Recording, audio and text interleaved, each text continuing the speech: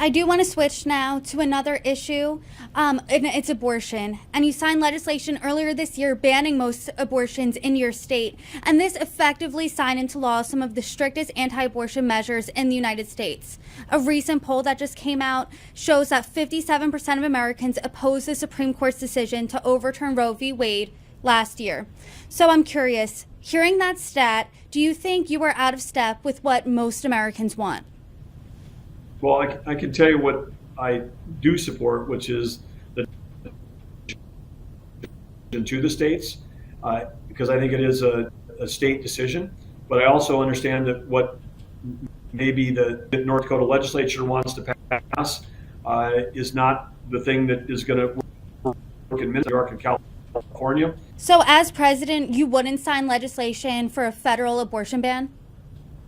That's correct. I'm on the record saying no, I would not sign a federal abortion ban. I believe this belongs to the states.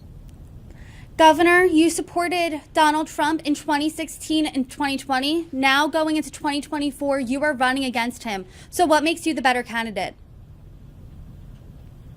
Well, I think that voters are going to have to decide that, and they'll start to make that decision next February. And I think, again, when we think about the things that were the challenges and the priorities, when we think about how technology is changing every job, every company, and every industry, having a technology background, having been a small business owner, having had an opportunity to build and scale global businesses, these are all things that we want to share our story with the voters. And we know that we've been, had remarkable success.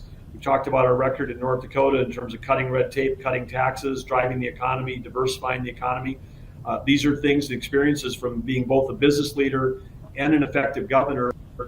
I understand directly how federal government can affect you when you're a governor. So again, in all those roles across my life, but I think importantly, one thing is, when I grew up working on the farm, working at the grain elevator, working on the ranch, working at chimney sweep to help pay my way through college. These are some of these could all be on the episodes of Dirtiest Jobs. It wasn't until after college that I had my first job where I took a shower at the beginning of the day instead of the end of the day.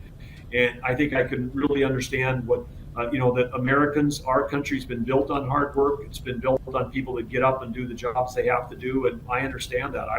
That's how I grew up.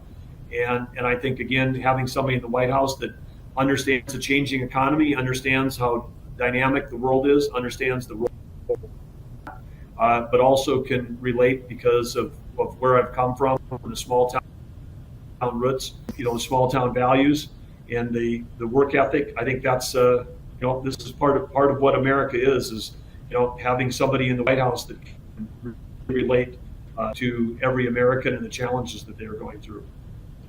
Governor Doug Burgum, I really appreciate you coming on here, really breaking down all of the issues that Americans face. You're welcome back anytime. Thank you for joining me.